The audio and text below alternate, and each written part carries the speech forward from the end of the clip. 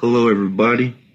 It's my privilege to introduce to you, all the way from the south side of Chicago, the man, the myth, the legend, my Theo, your brother, the South Side Unicorn.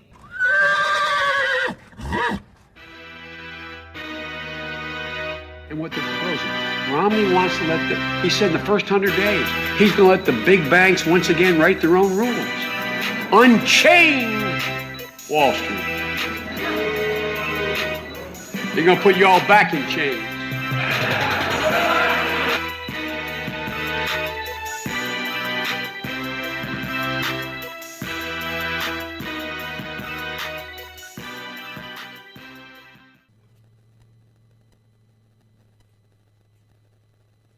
Hey, it's your boy Kim White, host of the Southside Unicorn Show.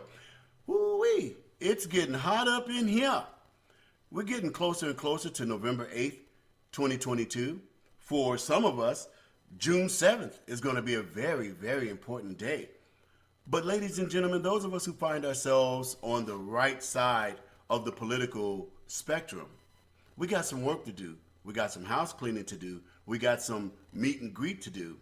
So, on the Southside Unicorn Show, as we draw closer and closer to the election, you're going to see particular guests coming on who are candidates for political office. We don't care what side of the aisle you stand on, so long as you stand for America. So all candidates are welcome on the Southside Unicorn Show. I would like to make a disclaimer which states that the opinions of any selected guest are not necessarily the views and opinions of the Southside Unicorn Show. We provide these people to you so that you get a closer look at those who want your vote. We do that as a public service. But again, the views of the guests may not necessarily reflect those of the Southside Unicorn Show. I want to get that out there, full disclaimer. Today, we are honored to have Nick Taurus. Nick Taurus is running for the 40th Congressional District, which is in Orange County. He's been on the show before. For those of you who saw my New Year's Eve show, we were chilling, maxing, and relaxing. I met him through a good friend of the show, Bentley Fierro. Bentley Fierro introduced us, and so he was on my New Year's Eve show, and I said, this young man's got a lot of energy. He's got a lot on his mind. He's got a lot to say. Well, on a New Year's Eve show, you really can't do that. That's not the show to be getting all, political. Not on New Year's Eve. But I said, Nick, if you would come back, I would gladly have him back on so that he could let some of that stuff out. So here we are, ladies and gentlemen. We have Nick Taurus with us today. Nick, thank you for coming on to the Southside Unicorn Show. How are you, brother? I'm doing great. Thank you for having me. And again, apologies for running a little late. And like I said, appreciate you providing the platform. I just got done actually attending a rally to spread awareness regarding the plight of the January 6th prisoners who are still behind bars, and to call for their immediate release and restitution, and also to have all the charges against all the people who participated in the January 6th rally for it to be dropped. So that's what we were doing today, and just, out trying to win the people over in the 40th district and put America first, what I do every day. Well, we're going to have a talk about all of that, Nick. So I'm asking everybody that's listening to the Southside Unicorn Show, that's out there doing your thing, relax. Take this ride with us. It's going to be fun. Now, I want you all that are here with me to bear with me for a minute, because I gotta get this Facebook thing going on. It's such a thing, having to work all this technology. Like you said, Nick, it's a booger. It's not all that easy, but it's something that we have to do. So I'm taking us in live with Facebook. There will be quite a few people joining us. Some, and I want to let you know that, Nick, some are actually watching right now. They're simply not going to participate. But you got the attention of the fans of the Southside Unicorn Show. I'm glad. Okay, and we're talking 100,000+ people, and it's worldwide. Even though you're just running for office in Orange County, you're going to have people in France, Germany, everywhere, understanding that you're about to run for office in America. Now, as I was saying, we have to begin to get to know our candidates. A lot of platforms don't have the time, nor is it their objective, to do what you're about to experience on the Southside Unicorn Show. I hope you like it. I hope you understand the reason why this is happening. And so, like I said, sit back, relax, as we have a chat with Nick Taurus, congressional candidate for the 40th District, Orange County. So, Nick, you said you were at, and I'm going to address that right now because you just got back from that, and I'm sure you got some things you want to share with the people. The J6ers, you went to a rally in their support? Yeah, I organized a rally. We organize monthly rallies at the last Saturday of every month.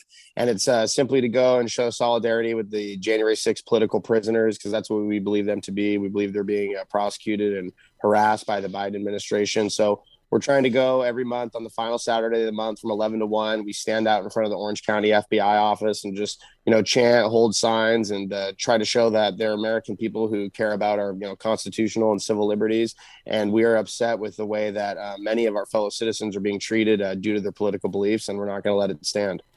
Understood. And that's one of the things that impressed me about you, Nick. You are a doer. Some people, they're keyboard warriors. They get out there, they crack that keyboard, You, sir, impressed me as someone that's out there being a doer of these things that need to be done. Because I can imagine at some point, maybe those languishing away in the prisons saw your rally. Maybe they can see that there's somebody on the outside that's rallying for them. And that's what everybody in attendance, that's Anita, that's Taylor, and everybody else that's coming on board. I need your input on this. Is it true that a New York police officer was gunned down and the young man that murdered him was offered bail? Did that really happen? Are you asking me specifically, or I'm asking everybody, anybody who has any word on that. I wasn't aware of that, no. That's what I'm understanding. Neither was I. I'm understanding that a young man who gunned down a police officer is out on bail because the district attorney doesn't want to prosecute. And so my mind turns to this. With all the people that we see, all the various people we see committing crimes, heinous crimes, and yet they're released by these various DAs, how is it that the J6ers are still languishing away in prisons? That's a violation of their civil rights. Am I not mistaken, Nick? Yeah, well, they've been denied their right to a fair and speedy trial. People have been in jail for a year plus now, not having the ability to speak to their family members, to coordinate with their lawyers on their defense.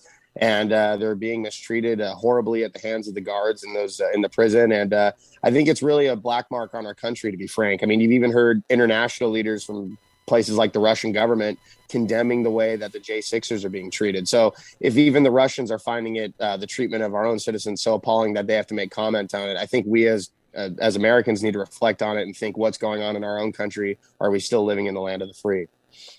I see someone that has a question for you. I'm going to go ahead and defer to Anita. Anita, are you there? Yes, I just wanted to respond to your question. I had heard about the shooting. I did not know they had offered him bail. I don't think that was publicized on mainstream media, Fox News, and perhaps I missed it on Newsmax or One America. But the question or the problem is not so much it's the fact that the Republicans are silent, they're doing nothing. So that's why I'm here to listen to you, Nick, to see if you're strong enough, if you're courageous enough to do what's right by this country, and particularly the district that you're representing. But this kind of behavior, even though the Democrats behave this way, we have to be strong enough to push back, shove back hard enough. Thank you. Outstanding. And ladies and gentlemen, I love what Anita just said. You can hear the passion. You can hear the concern. These are real issues. These are real issues that are affecting us as Americans, as conservatives, for some of us as Christians. These are the real issues. So we're going to do that. And again, I want to thank Nick Taurus for coming on board. But just relax. Sit back. This ride is going to be good. Have 4 segments. And in each segment, we're gonna touch on some issues that I hope Nick will grace us with answers for. But Nick, I have a question for you right now. I need an answer to. Did you just have a birthday, brother?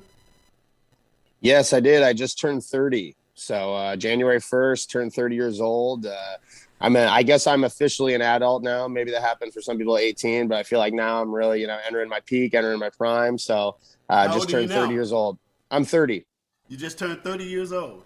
Yep, I am. So it's a bit sobering, but I feel great, and I'm trying to work towards and put all the goals I had since I was a young man into fruition and make them come true. Which is helping my country and serving and doing the best I can for it.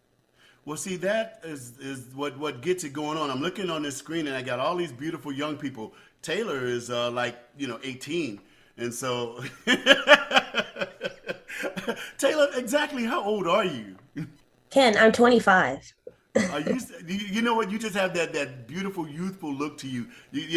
Like they say, the Egyptian blood must be running through you because you just got that eternally youthful look. Maybe.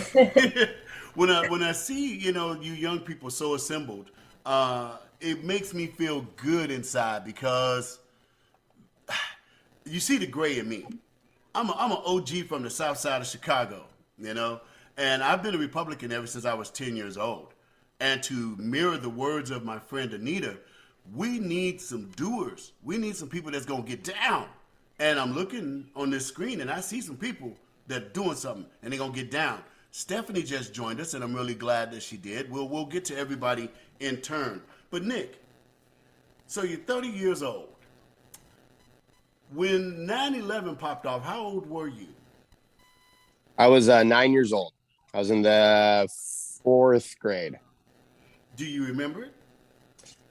Yeah, I can remember. I was actually living in Santa Monica, California at the time. I lived on West Saltaire Avenue in an apartment building with my father, my mother, and my little sister at the time, who was 3 years old. And I remember we were getting ready for school that morning and turning the TV on and seeing, the towers going into flames and seeing everything else happen. And what also happened, and I remember that day vividly because they talked about it on the news shortly in the aftermath, but it's been kind of memory hold, was seeing all the jumpers that day, seeing all the video and the highlights of people kind of jumping from the towers so they can escape being burned to death. And it really left a large impact on my life. And, our country's obviously never been the same since.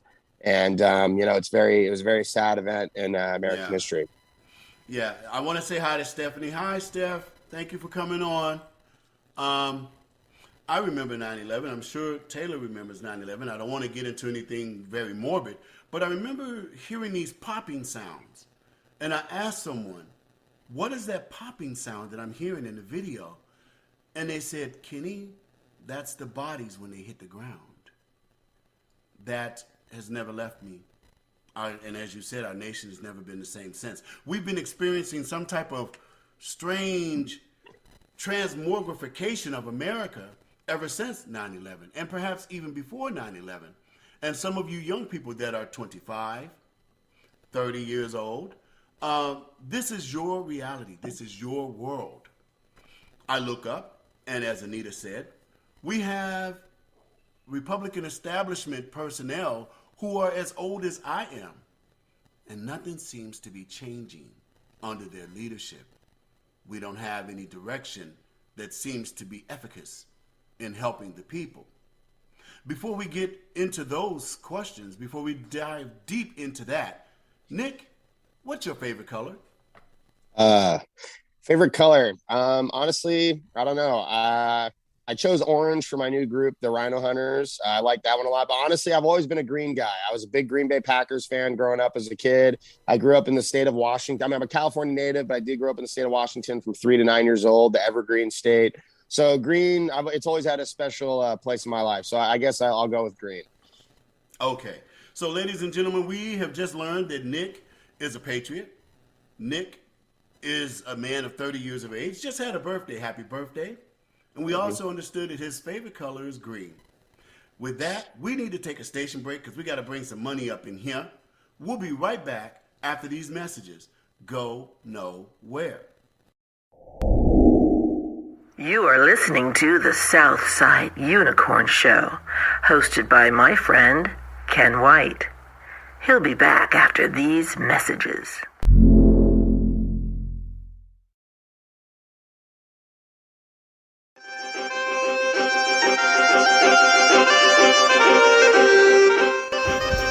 I see a new broadcast from the Southside Unicorn, I can't wait to listen to it. You just never know what he's going to say.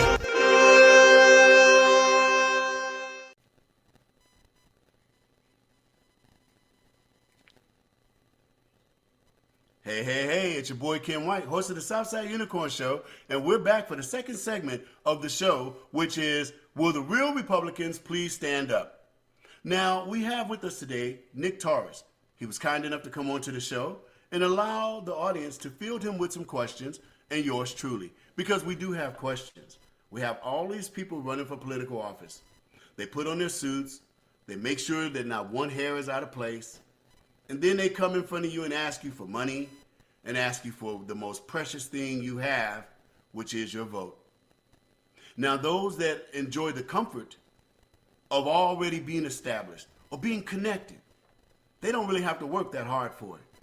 It's that underdog, it's that outsider that has to work extra hard. And we could be losing or missing out on some very capable leaders by simply going along to get along. The Southside Unicorn Show dares to bring you everybody. I don't care if you're a Democrat. I don't care if you're an independent. I don't care if you're a Republican. I don't care which side of the aisle you stand on. So long as whatever aisle you stand on, you stand for America. So today we're going to chat with Nick and see where he stands. Nick, got some more questions for you, brother. You said that green is your favorite color. As you can see, y'all know what my favorite color is. All you got to do is take one look and you can see what my favorite colors are right here. But I see you wearing that orange, Nick, and I got to say something. Remember we were talking about technology earlier in the show where it was kind of difficult for you to come on because of technology? This is a full disclosure on my part.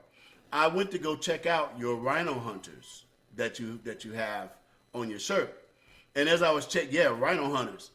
And as I was checking it out, the mouse actually, clipped over to join. Now, I'm not saying I don't want to join. I'm simply saying that I joined without knowing fully what the Rhino hunters are about. I didn't mean to. So, I guess after today, when I'm done, when we're done with the show, I'm either going to click unjoin or I'm going to stay on the Rhino hunters, because let me explain what I'm saying by that. And I'm sure I'm going to ask Anita to come back behind me and give me an amen on this. I don't like rhinos. I have been a Republican since I was 10 years old.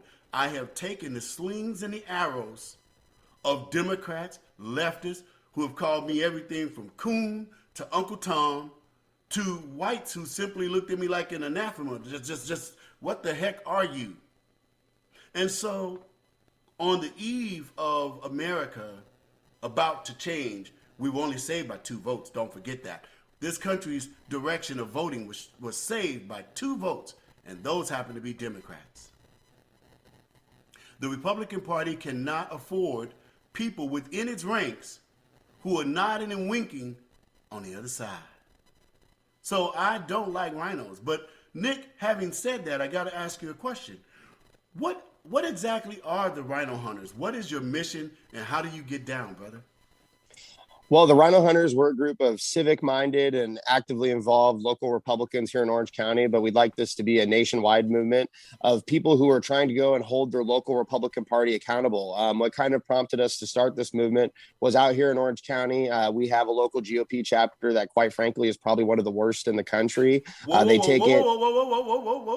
you going so fast. Remember what I said. Sit back, relax, and enjoy. I don't want to hear about those guys right now. I want to hear about the Rhino Hunters. What do you guys do? How does it get down? I mean, not about the target, but about the shooters. And I'm talking about that, phonetically, not in physical terms. No, of course, the Rhino Hunters?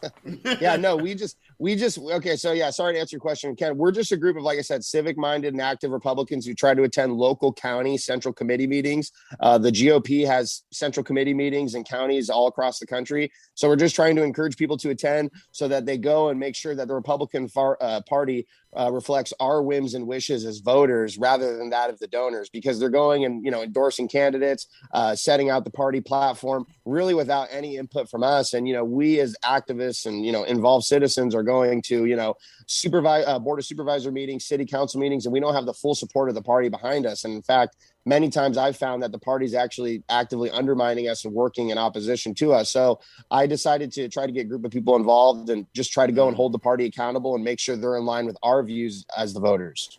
Understood. So now, Anita, I need you to chime in. This is right about where I need your voice. What you got to say about that, Anita? I like the title, Rhino Hunters.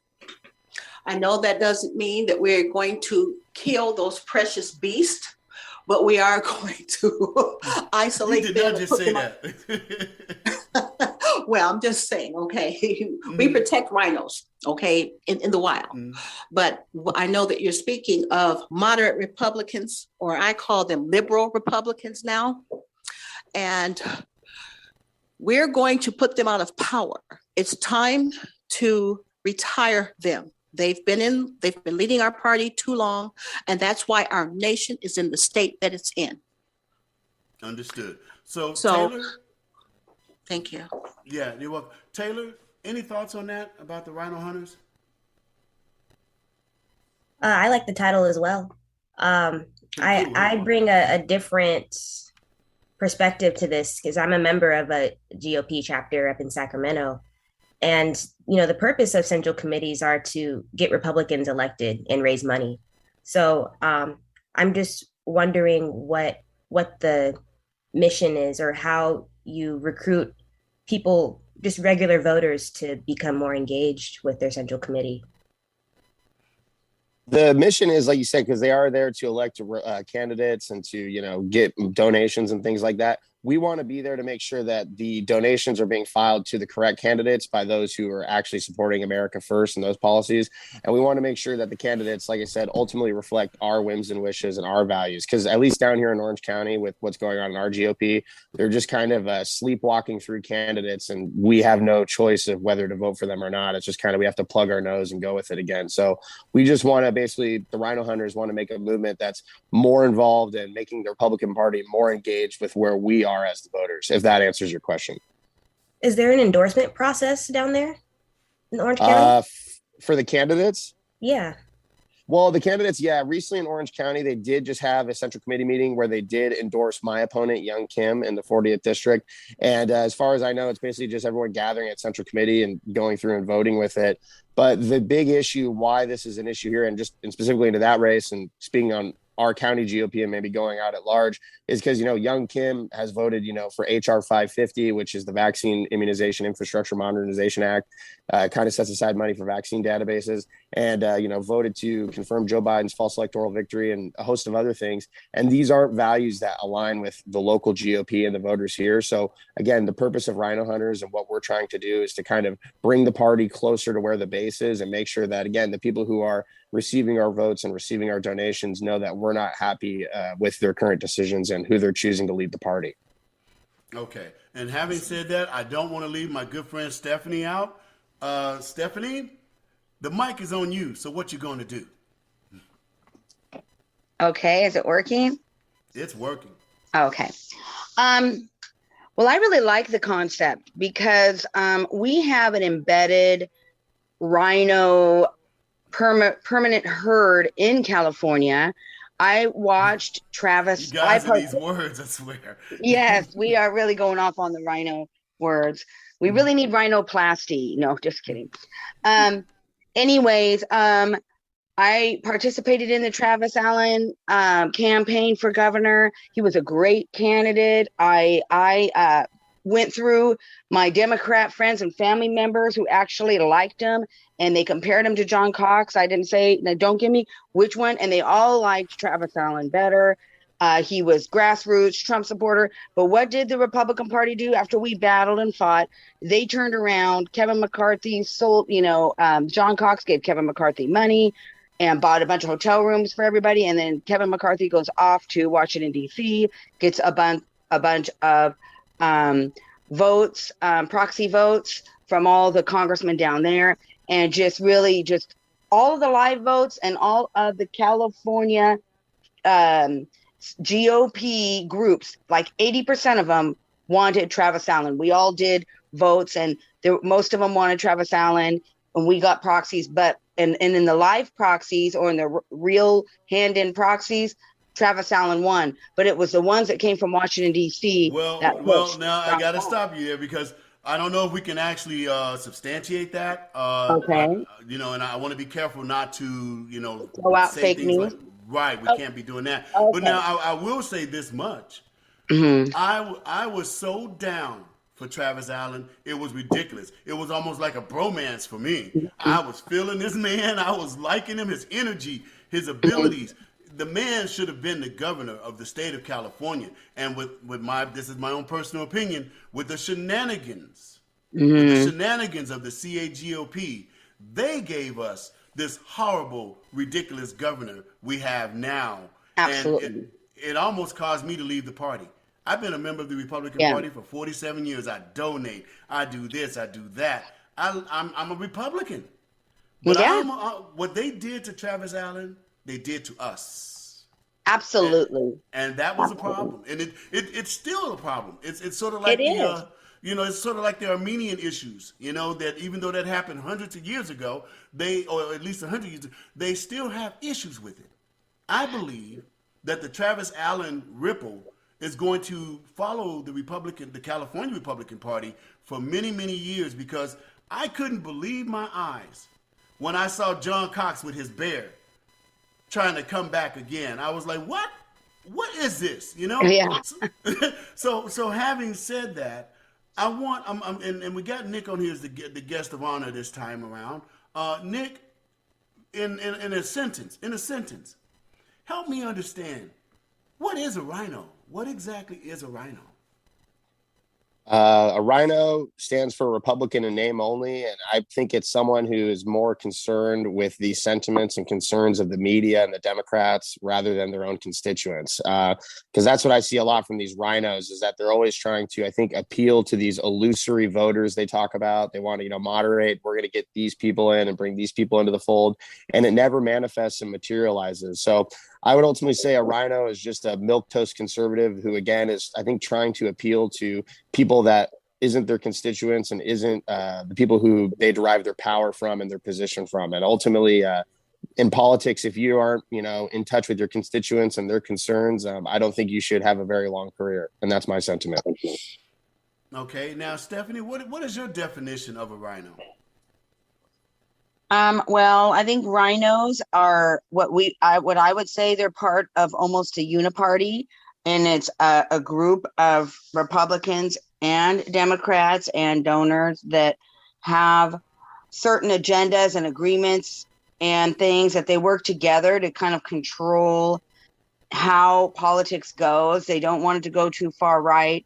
I guess it doesn't seem like they care about how far left it goes, but in a way, they do sort of have agreements. I mean, Kevin McCarthy did have lunch shortly after the governor's race back with John Cox. Very soon after, I was having lunch with Gavin Newsom. So, and that's a fact. I've seen it on the news. Well, and I got to interject right there. Mm-hmm. What I see here, and we always like to use the terms, this is a war. This is a war. We use those terms. And so if we're going to use those terms, we also have to think in militaristic terms. There are times when you do have to speak to the other side. I've heard you say that, the Republicans and Democrats, that's kind of shocking when you talk about policy, why Republicans and Democrats are talking about the GOP. Democrats have no business speaking about what the GOP is. So having said that, I see us as the Army, Navy, Air Force, and the Marines. I'm kind of seeing Nick as a Marine, but I'm also seeing Taylor as part of the Air Force, because she said she's part of the body politic of the GOP. Am I right, Taylor? Am I misspeaking? Yeah, Central Committee. Central Committee. And so when I think about the role of a Central Committee versus a candidate running for office, that's like the Marine Corps and the Air Force. They have different missions, even though they're on the same team. So, Taylor, you're hearing what everyone's saying. And being a member of a Central Committee, and the term rhino is being bantied around. What is the purpose of the Central Committee? Is it not to give us the best possible candidate that reflects the views of the people, or what is it? Well, it is. You definitely want to get the best Republican candidate to represent, the views of the community. These days, it's a challenge. I think a lot of people are apathetic and indifferent and just turning their TVs off because they don't want to deal with politics. But the purpose of this. Why do you think that is? Why do you think that they're just apathetic and saying, I'm done with this? What do you think is causing that? There's so much fighting. And, like you said earlier, there's a lot of keyboard warriors out there. It could be draining to keep fighting and to then put yourself out there to run for office. So, yeah, I see that finding quality candidates in different parts of the state is a challenge. But still, I think there's a lot of strong central committees across the state that are looking for people to run for school board, city council, supervisor, Congress. And I'm in the fight. I'm going to keep fighting. And so when it comes to the Central Committee, are they the end-all be-all of who we get for candidates, or has it been done where somebody comes in and wins from outside of the Central Committee? Has that happened? In this moment, I can't think of someone who, well, I'm sure there's been plenty of candidates that have won their election without the endorsement of a Central Committee.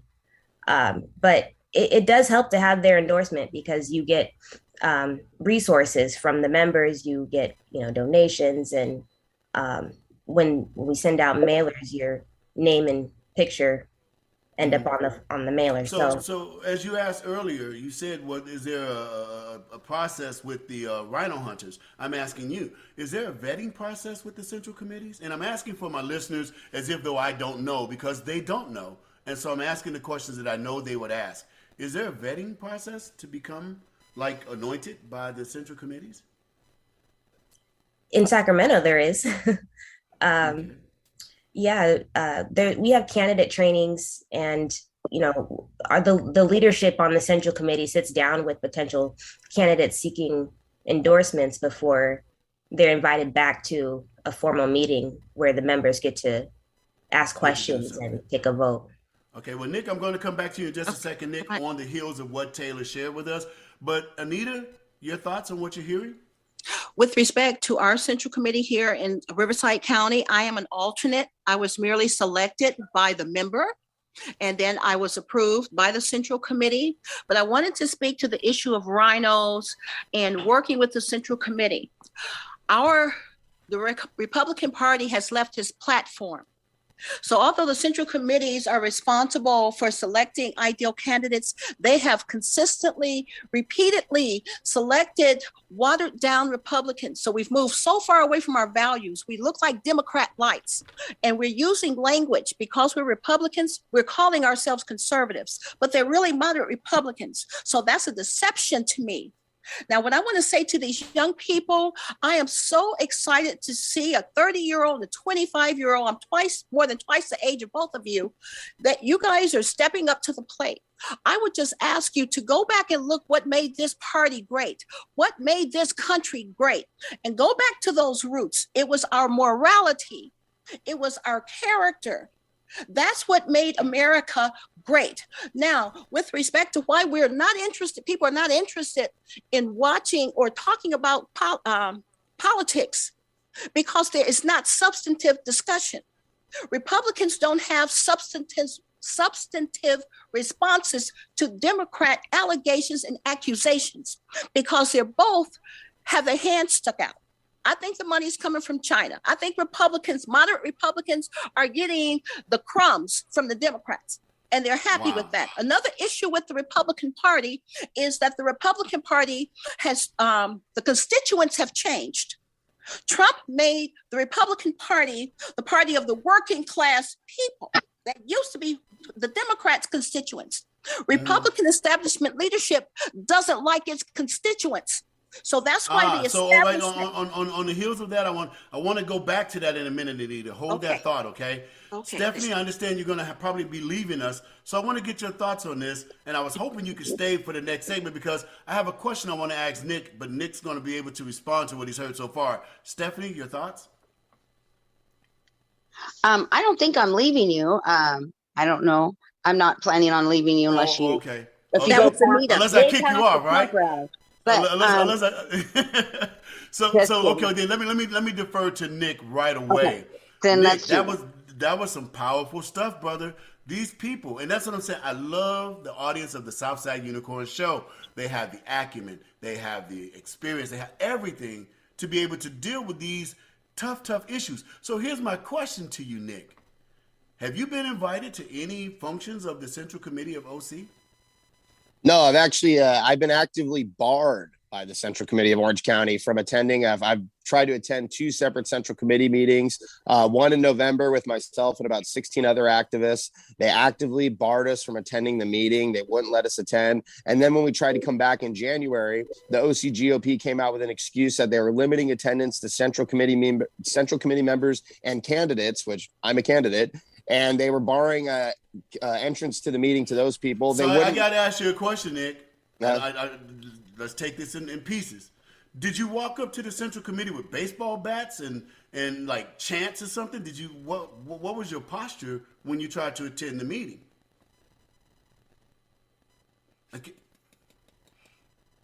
Can't hear you, Nick. Sorry. I'm sorry about that. Apologies.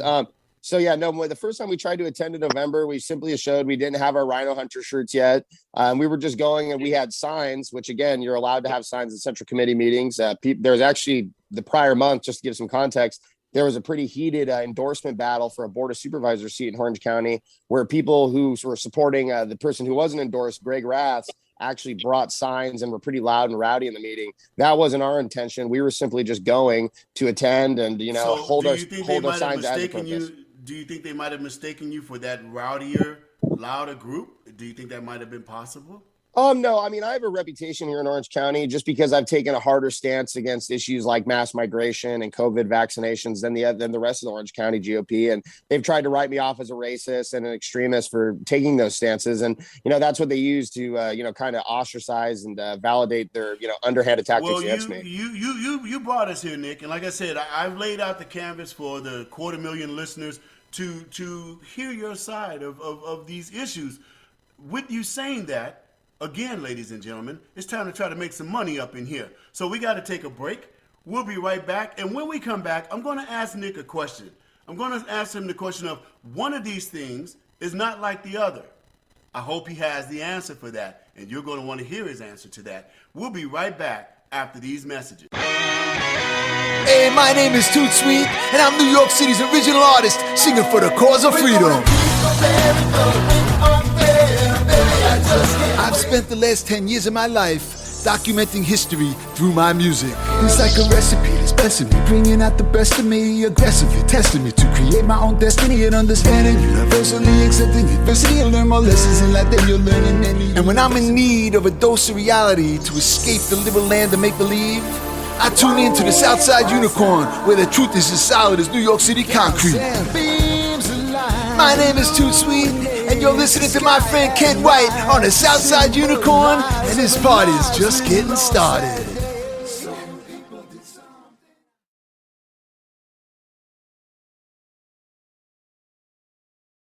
Hey, it's your boy Ken White, and we're back for the third segment of Will the Real Republicans Please Stand Up? This has been a very, very informative show. That is the intent of the Southside Unicorn Show. And again, full disclaimer, the thoughts and opinions of the guest on the show are not necessarily the opinions of the Southside Unicorn Show. We do this as a public service so that the public is made aware of what is going on out there. Because you see these people, you see their Facebooks, you hear other people's opinions about these people. These are our candidates. Like them or not, here they are. A lot of my brothers and sisters in the game, and I thank them for having me as guest on their shows, they have different platforms. They have different agendas that they have to deal with. So the in-depth conversation we're having with this particular candidate, Nick Taurus, of the 40th Congressional District of Orange County, these type of conversations aren't necessarily possible on their shows, while they have very good shows with great content. The Southside Unicorn Show, we can do this all day. So here we are. Nick, when we left off, you said that some people try to call you a white supremacist. Now, let me preface my question like this. I was born and raised on the south side of Chicago. The hustle ain't nothing new to me. You know what I'm saying? If it don't make dollars, it don't make sense. But at the same time, I know racists when I see them. Trust me, I do. You know, I don't get that necessarily from you, but brother, I got to keep it real. I was checking you out. And that's why I'm talking about the Rhino Hunters. You got to help me with that because my finger accidentally clicked on the membership. I don't know if I want to be a member of the Rhino Hunters yet. But I was scrolling through your stuff and the word American Nationalist came up. And I was like, oh damn.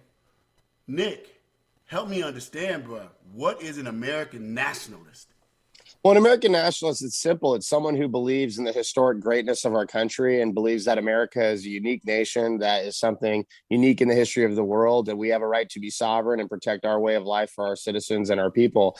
And I think the term nationalist, if you remember, I'm assuming most of the people here are President Trump supporters. I was an ardent and fervent President Trump supporter in our main. So he actually described... I've been down with him since the escalator, man. Yeah, he described himself, I think it was in 2017 or 2018, as a nationalist at a rally. And I think a lot of people like to see that term, a nationalist, and they like to kind of conflate it and make what they will of it. But in the American context of it, it's referring to a creedal identity. I've always maintained that America is a multiracial, multi-ethnic country. I've never changed that stance.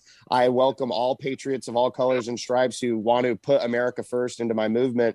But ultimately, to be a patriot, you need to be America first. And I think being an American nationalist coincides with that, where we are concerned about our sovereignty, our borders, protecting our history, and making sure that America is something that we can leave behind for our posterity, as our founding fathers so eloquently described in the Federalist Papers and our founding documents. So that's ultimately what I believe an American nationalist to be, and I proudly describe myself as that. Wait! I got to stop you right there. Amen. You said that's what I believe an American nationalist is to be. Mm-hmm. But Nick, is there another explanation? Is there another definition for American nationalists that doesn't necessarily comport with your belief? Is there another group out there that has like holes in their sheets and that kind of stuff? What's up, bro? Well, I don't think so, and I don't think that's necessarily the case because I've never identified with groups like that, and I think any people who try to make those equivalencies, I don't think that's necessarily debating in an honest fashion, because like I mentioned, my definition of American nationalist, and I think what a lot of people would agree with too, it's a creedal identity, meaning that, we believe in the American creed. We believe that, if you participate, if you are believing in America and its institutions and you want to help put the country first, then we welcome you to our movement. And I think really that's what it's all about. And I don't believe in hyphenated Americanism too, which coincides with that also, and what I refer by hyphenated Americanism, I mean, I have a family history. I have family that came from Lebanon and other parts of the world. But when they came here, they came to be an American. They didn't continue to wear their ethnic heritage or anything on their sleeve. And I think people could be proud of where they're from and proud of their heritage. But ultimately, we have to come together as one people, which is the American people. And yes, certainly, like I've said, we're a multiracial, multi-ethnic country. Maybe we come from different walks and paths of life. But God has brought us all here together on this continent. And we've lived in a great country and we enjoy good quality of life. And I want to do all I can to protect it for America and its citizens. Having said that, I want to defer to young Taylor Brown because she's in your time bubble. You guys are the future and you're politically active. Taylor, I want to ask you a question. You hear the word American nationalist. And as a woman of color, African American, Nick has already said he doesn't believe in hyphenated, terms, and I don't know if you agree with that or not. I don't know what necessary term to use because there's so many. But I also understand that being black is an experience. I understand that because I myself happen to be black, in case you haven't noticed. How does the term American nationalist feel to you? And I'm going to use the word feel. How does that work for you, Taylor? Well, I'll start with this. I also perused on Nick's website and I saw American Nationalist. And, I'm of the same mind. lover of history. So when I saw that, I automatically knew where he was coming from. Just putting America first, making sure that our history is preserved and protecting the God-given rights that are codified in the Constitution. Outstanding. Anita, you and I are in the same time bubble, just like these two young people are. In our timeline, you know, when you hear things like American nationalists, the words that I hear, and I'm not Nick, and I'm not necessarily comparing it, but I'm making this statement, okay? No, you're good. I hear the term white nationalist, black nationalist, because you got both. You know, you got white power, black power, all this stuff, and the word nationalist seems to be a pronoun or a noun of them. Anita, what do you feel when you hear the word American nationalist? I am an American nationalist, and I define myself as that. I don't subscribe to the globalist definition of American nationalism, and I reject now it. Stop! I gotta stop you. I gotta stop you there. What is the globalist definition of American nationalism? Because that's what I asked Nick.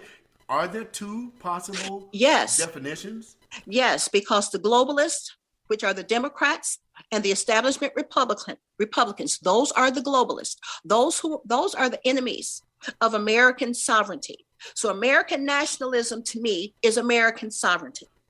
You take care of home first, take care of your people, and then you work around the world with your neighbors. We do not have to give up our sovereignty as a country and put ourselves under one world leadership, a group of people. We are a world power. We're a good country. We've blessed this world, these nations. And I am an American nationalist because I'd like for us to remain that and continue doing that. It's very key that we strongly reject being defined by the left. But again, establishment Republicans are the ones with the microphones, and they're not fighting back and defending us. Not today, Anita. Not today. Today we got the microphone. This is the Southside Unicorn Show, and this is how we get down. We deal with the real issues. Stephanie, American nationalist. Are you an American nationalist, Stephanie? I'm an American nationalist and a world nationalist, which means every nation and every people have a right to have their own government, to have prosperity, to do good business, and to work together with the global community. Just like Donald Trump said, he realized China is looking out for its own interests, but that doesn't mean they can trample on our interests. So we need to respect that every country has a right to be prosperous and have a good country and have good leadership. And we want to support that because that's going to support a strong world, less wars, less terrorism. And to contrast that with the globalist view of we're all going to be under one and they're whoever the elites are rule. I believe in every country has a right to earn a living and have, leadership and the population. Which is what President Trump started off with, and I see, that Nick has thrown his MAGA hat into the race for the 40th Congressional District. Now, Nick, keeping true to my schedule, I did tell the people that I was going to ask you a question that was one of these things is not like the other. Are you ready, Nick? I'm ready. Let's do it. All right. I'm gonna start it like this. Joe Manchin, Kyrsten Sinema, and Sarah Huckabee, what do they all have in common? Well, I don't know. Manchin and Sinema are both Democrats. Huckabee is a Republican. Do they all support the filibuster or the right for it to be in the Senate? No. No. Wrong answer. One more time. No, I don't. I honestly, I don't know. Ken, what is it? This is what they have in common. They stood for their beliefs, whether they were the mainstream beliefs or not, and people took homage to that and decided that they had the right to accost them in restaurants, accost them in restrooms, accost them, in their homes, making, even though they're expressing their political rights and views, they came at these people in inappropriate venues. They came at them at inappropriate times.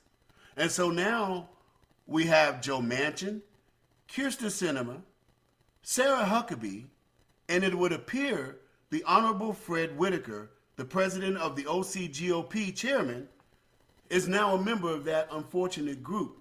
And it appears that it was the Rhino hunters that made him a member of that group. How is that happening? Is that true? What was that about, Nick? Well, actually, what happened, just to say, it's not like equivalent what happened to Kristen Sinema, where, you know, people went into her office and like flanked her and yelled at her down. It's not really similar to like that in many respects, because what happened is we went to a meeting. It was advertised to all local Orange County Republicans. So we just simply went and attended, and we went, if you've seen the video, and I believe I sent it to you, we went in a very respectable fashion. We kept a distance. We allowed him to get to his car. We just wanted to ask him some questions as to why he was barring Republicans from Central Committee meetings, why the Orange County GOP is going out and supporting groups that support amnesty for illegal aliens like Basta. And we were also asking why, the increase in no party preference has occurred so dramatically since his tenure has taken over the party. I got to stop right there. What is no party preference for the listeners, for the viewers? They need to understand what that means. Yeah, no party preference are voters who registered without any political affiliation. So during Fred Whitaker's tenure, the party has decreased Republican voting registration by an insane number. And the increase in NPP, non-political party preference voters, has gone up exponentially. So again, why we went there, and again, we weren't violating any of our constitutional rights. We didn't go inside the restaurant. We just went and simply wanted to ask him, hey, Fred, why is it that, you're experiencing so much electoral failure, endorsing groups that aren't aligned with the party philosophy? Why are you doing these things? And why do you expect us as GOP voters to keep coming out voting and donating to the party? Because that's ultimately what happens. And, we as the Rhino Hunters, we've always been peaceful. We always do things in a manner that is upfront. Let me stop you right there. There. As a former police officer, both in the military and civilian life, when a person doesn't feel free to leave, they're being unlawfully detained. I'm posing this to you because that is a sticking point for me, Nick. It's a sticking point for me. Isn't there a way that could have been addressed? Send them a letter. I got to defer to Taylor for just one moment. Taylor, when an American citizen has a grievance with a central committee, is there an avenue to express those grievances, or are you guys? Because I got to admit, if what Nick is saying, and I do use the word if what Nick is saying is really happening, then the central committees have become this fiat organization that's literally steering us towards destruction. Is there a avenue for people to voice their grievances with central committees? I can't really say that there is.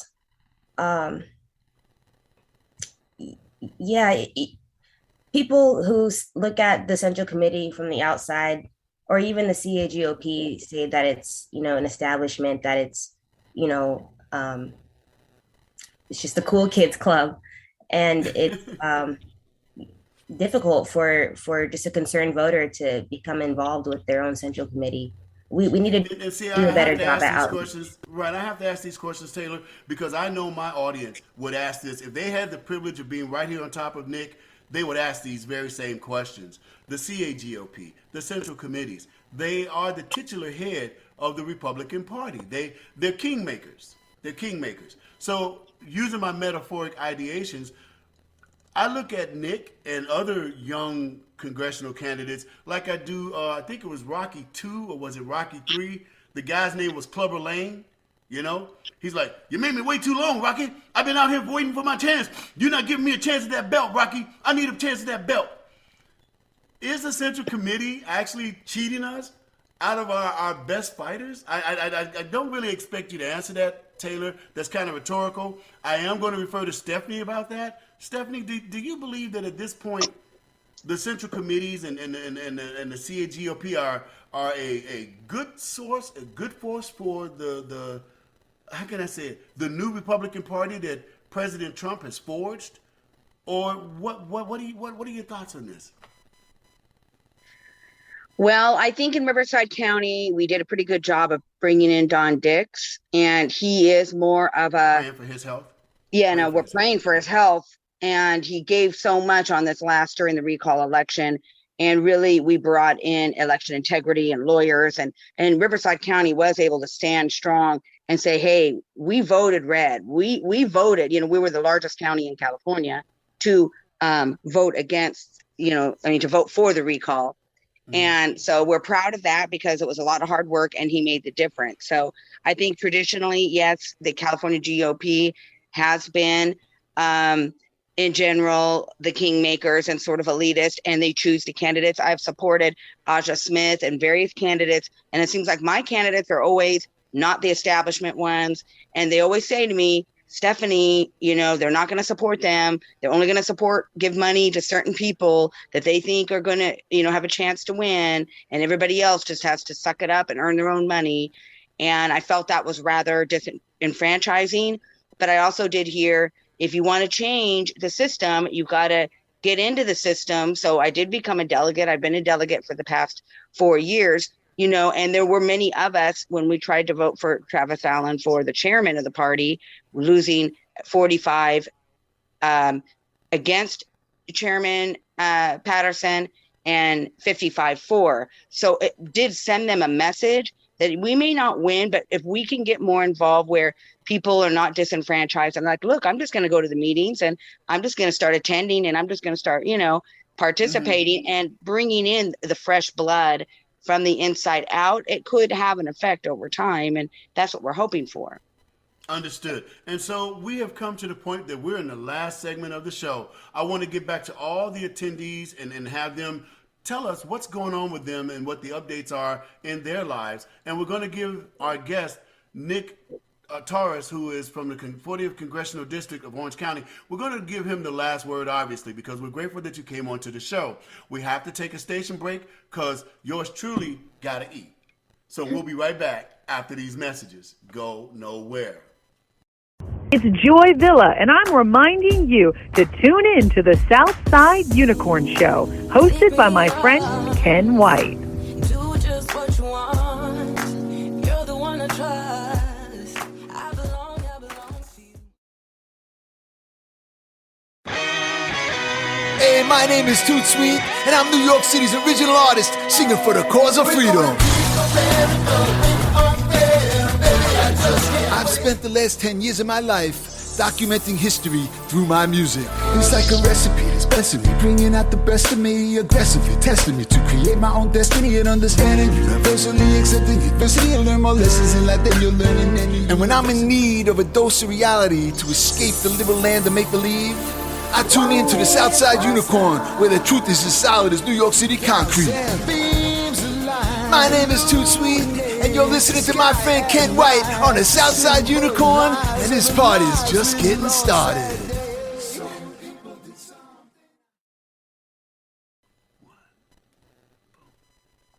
Hey, it's your boy Ken White, and we are back for the fourth segment of the Southside Unicorn Show. The show is titled, Will the Real Republicans Please Stand Up? Now, I love giving the shows their particular titles.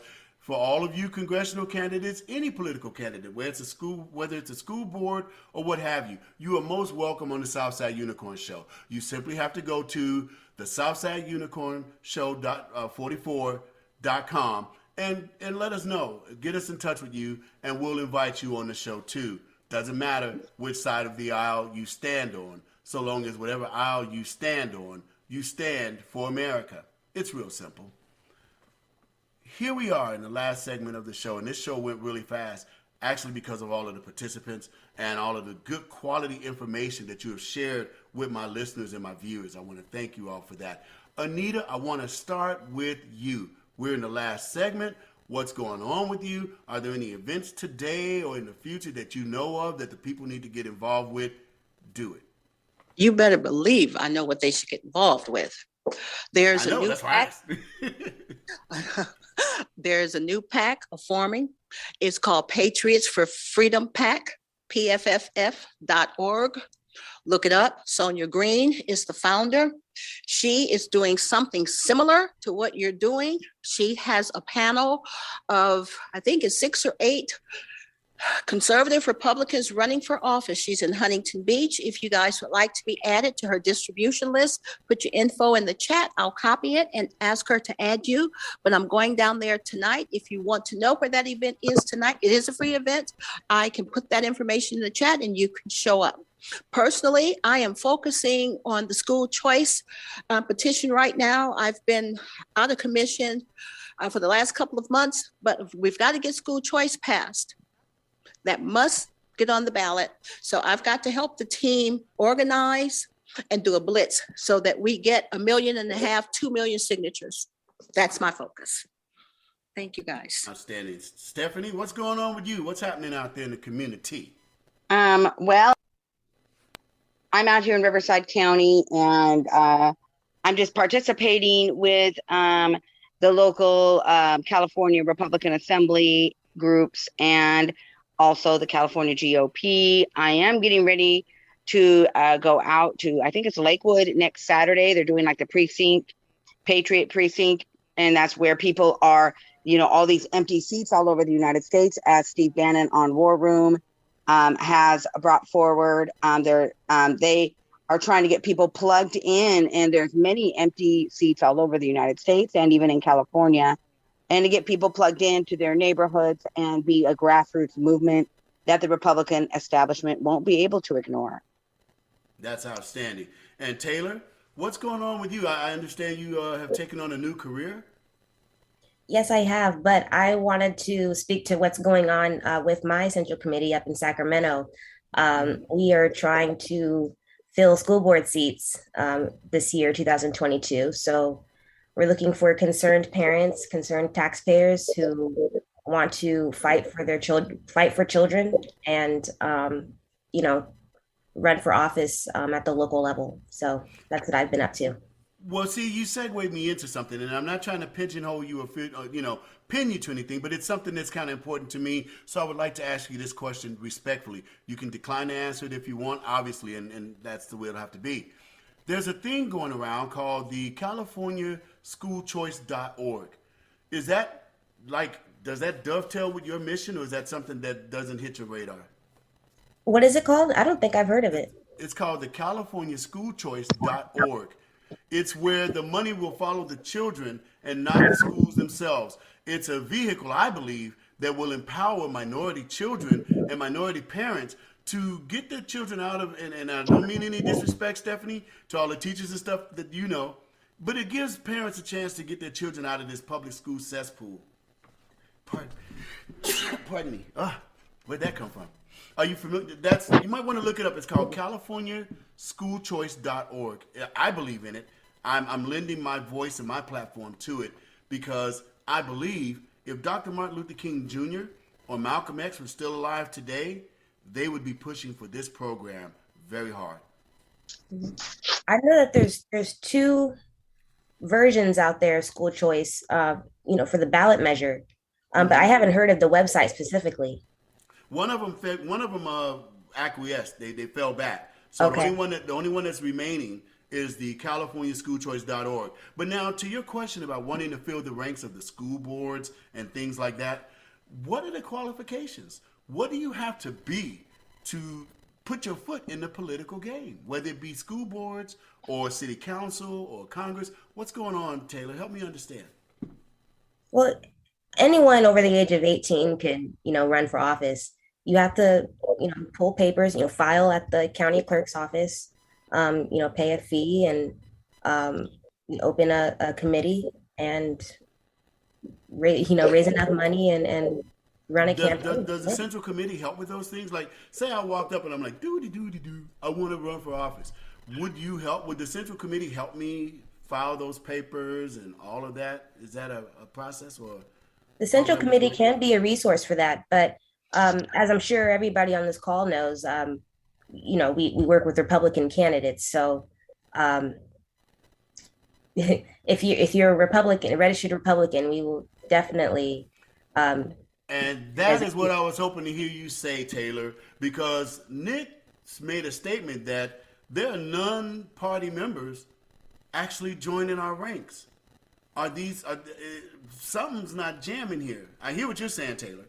Nick, can you clarify what you said when you were saying that non-party members are allowed to vote within our organization? What was that you said, or did I get you wrong? I think you're referring what I was referring on are you talking about the video when I said they're allowing people who aren't in Central Committee to attend meetings where they said there's COVID protocols and they're actively barring myself and other Republicans? No. You said that they're not Republicans, that these are non-party members.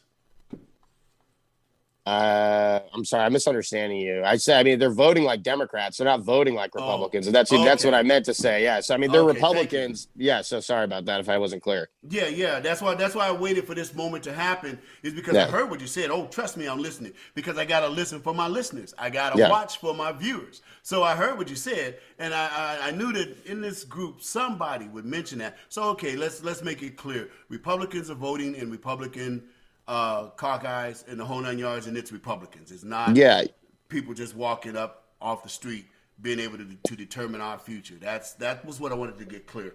Now, having spoke to everybody and everybody's gotten their messages out there, Nick, you are the guest of honor today. You're the candidate for the Congressional 40th District of Orange County. What does that encompass? What does the 40th District encompass? The 40th District is southern and eastern inland Orange County. So it includes cities like Mission Viejo, Rancho Santa Margarita, Coto de Caza, Lake Forest, Canyon Country, which is like Silverado Canyon, Trabuco Canyon, all the way out to Yorba Linda and Chino Hills, which is in there. And then it also includes smatterings of like Orange and Tustin and stuff like that. So it's, like I said, central and southern. Eastern and southern inland Orange County. Sorry, with Chino Hills thrown in. Okay, so watch this. This is how the Southside Unicorn does it. I keep it real. I add a little bit of me to my show. Brother, what you just outlined to me, all I heard was money, money, money, money, money, money. I'm money, money over here, money over there. And that brings me to what Anita was saying. It's very important that the Orange County Central Committee brings us some quality candidates. You guys are movers and shakers up in that area, brother. You know, Anita, any comment on that? Oh yeah, hang on. I'm sorry. Comment on his area. On his area, his district. That district is pretty serious. That's everything that he listed. All I heard, being a brother from the South Side, all I heard was money, money, money, money, money. These people are, they're established. They are the elite. Precisely. And I think they're partnering with the Democrats to put moles within the Republican Party, number one. All their money is going towards the establishment Republicans. So I'm of the mind, we may not have the money, but we've got the people. So we've got to do the hard work of pounding the pavement and raising up the grassroots and getting them out to vote. That means our messaging has to be clear, succinct, and we have to inspire people to put forth the time to get out and vote. Yeah, well, next Saturday I was going to go to Orange County, so if you can save it to next Saturday. Huh? Next Saturday. No, somebody didn't mute. Okay. What I'd like to say that's going on with me, Ken, I failed to mention, I am working on a vetting guide for every American, Republican or Democrat, to help people think about their values. And this guide will help them connect their voting with their values. If, for example, if you have a Democrat who's pro-America, but doesn't like it because it relates to Trump, they can see that they're voting against themselves. So you're talking about like a Joe Manchin or a Kirsten Sinema. You're mirroring what I said in the beginning of the show. I don't care what side of the aisle you stand on, so long as whatever aisle you stand on, you stand for America. Are we lockstep on that? Exactly. It's not about party. It's about the people in our country. So go ahead. I was just going to say, but it just so happens that the Republican Party, conservative Republicans, are the ones that love their country. The Democrats have sold us out. And I say to Democrats out there, take your party back. American Democrat patriot, take your party back. Well, on that one, I have to say this. I believe that those who are truly Democrats that are still Americans are now amongst our ranks. I believe that particular party in and of itself has almost become the enemy of the state, but I won't do that on this show. That's not this show. Nick, I need you to talk to the audience and to me. I mean, as if though I lived in Orange County. If I was flossing like that, if I had the cheese to live in Orange County, I need you to talk to me like I didn't know nothing about you, and you want my vote. Who are you? What's going to happen if I gave you my vote and you looked up and you were in Congress next year? which is 283 days away. The election is 283 days away. That's no time at all, ladies and gentlemen. Nick, I'm a constituent. Talk to me, brother. Why am I giving you my vote? Well, thank you. You should give me your vote, Ken, because like I said, I'm an America first. I'm an American nationalist. I'm a hardworking guy, blue collar, and I'm really concerned with the issues that concern us as American patriots and what animated and helped bring about President Trump's movement starting in 2016. If you want a candidate who's going to speak out against mass migration and the way it's affecting wages and the way it's allowing for the Democrats to put a one-party state into control in this country, then go ahead and vote Nick Taurus. If you're concerned about what COVID vaccinations and medical tyranny are doing to our freedom and our civil liberties as Americans, then you need to vote for Nick Taurus. If you want a sober-minded foreign policy, one that's not going to bog down our troops and our best and brightest in faraway places like Ukraine and deserts in the Middle East, then vote Nick Taurus. That's what I'm ultimately offering. I'm offering something that's different, something that's dynamic, and something that's not your conventional Republican campaign. We are willing to get in the streets, get in the trenches, and go out and do what's necessary to put America first. And if I'm elected to Congress, I can assure you that America first will be the guiding principle behind everything I do. I will always make sure to put the citizens of the United States and the constituents of the 40th District at the foremost portion of my concerns. And I would just love to have the honor and sit in the same house as heroes like Daniel Webster and Henry Clay and John Calhoun and all the great legislators who have been in American history. And that's why you should vote for me. I hear you talking, brother. And now I'm devil's advocate, okay? I am that constituent. I just saw you up on the podium. You just gave me that spiel, and I heard you. But now I'm going to come at you like this. What's your experience, bro? Have you been a leader before? Have you done this before? Because, the whole nation is about to fall apart. We get one more shot at this. Ladies and gentlemen, I'm not being melodramatic. We shouldn't even look at 2024 if we fail 2022. It is too important. So being that important, Nick, what's your resume on this, bro? Have you done political work before? Well, yeah, I've been an activist for the past 5 years, starting in 2016 when I graduated college. But what I've been doing since is, I'm just, like I said, I'm a blue collar American. I'm a junk collar. I get up around 5:30 every morning to go and clean out trash, clean out homeless encampments, clean up, make our streets more beautiful. And when you have a serious problem like we have, this amount of trash and waste and corruption like we have in Washington, D.C., you don't need to send a lawyer who doesn't need to know how to get his hands dirty. You need to send a junker like me. And that's ultimately what it is. I think I know what it's like to be an everyday American. I know what it's like to live check to check. I know what it's like to kind of be the forgotten man and not have people speak to your concerns about, what's going to happen to the future of our country. I have neighbors that don't speak the same language as me. I feel like the government's working against me. I feel like everything that my grandfather and, my family told me America's about seeming to go away. If that's how you feel, then you need to get on board with my campaign. And that's ultimately what I'm going to be saying out on the campaign trail, is that we need to return to a Republican Party that actually represents the whims and wishes of the voters, rather than trying to be a vessel and institution for raising money and peddling influence to people.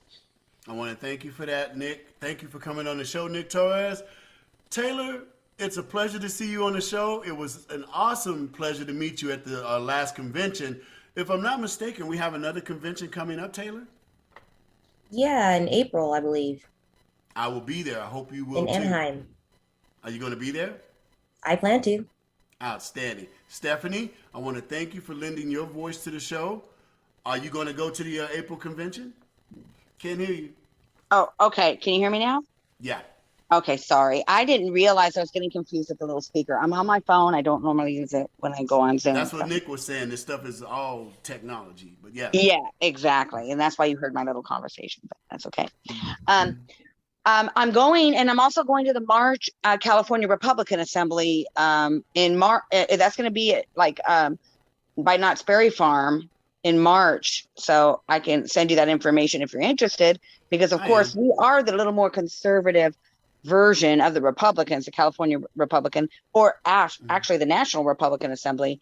We are a more conservative version of the of the GOP. Correct? Understood. Yes. All right. Anita, I want to thank you for being on the show. My prayers go up for Dusty that everything's going to be okay. Are you going to go to the convention? I don't know. I need to get some information about that. Perhaps I've received it. But hey, Steph, since we've exchanged information, would you mind forwarding the information to me? Sure, I'll forward you the information on both conventions. Okay, thank you. You're welcome. Outstanding. And ladies and gentlemen, you too can do this nice networking that we just did on this show. You have members of the Central Committee. You have patriots that are absolutely motivated and doing their thing. You have congressional candidates that have come on this show. In the days going forward towards the election, since we have 283 days left, somebody needs to mute out. Since we have 283 days left, now is the time. A lot of people have been campaigning like Nick. They've been doing it all year long. But for us regular folk, now is the time we're starting to get involved. Now is the time we're starting to turn our heads towards this situation. With the input of two members of the Central Committee, we see these organizations, their intentions are good. They mean to help. I don't want this to be a case of, oh Lord, protect me from the good intentions of my friends. I think that their efforts are admirable and noble. I also understand Nick. Nick is a young, hungry patriot. Reminds me of, those videos where you see the guy with the musket in his hand and the trifo hat marching through the mud. Serious warriors. We are poised for victory, ladies and gentlemen, but we're also setting ourselves up for defeat if we don't have conversations just like the one you saw today. These are the nitty-gritty. This is what we have to do. So we will have more shows like this. We have a list of candidates that are already lined up to come onto the show. If you're out there and you're running for an office, Democrat, Independent, Republican, I don't care. Go ahead and get in touch with us. We'll get you on the show. We'll get you a chance for the people to hear what you have to say too. So, with saying that, listen to me. There's no place I'd rather be. There's nothing more I'd rather do than being right here doing this show for you. This is Ken White, host of the Southside Unicorn Show, and we are out.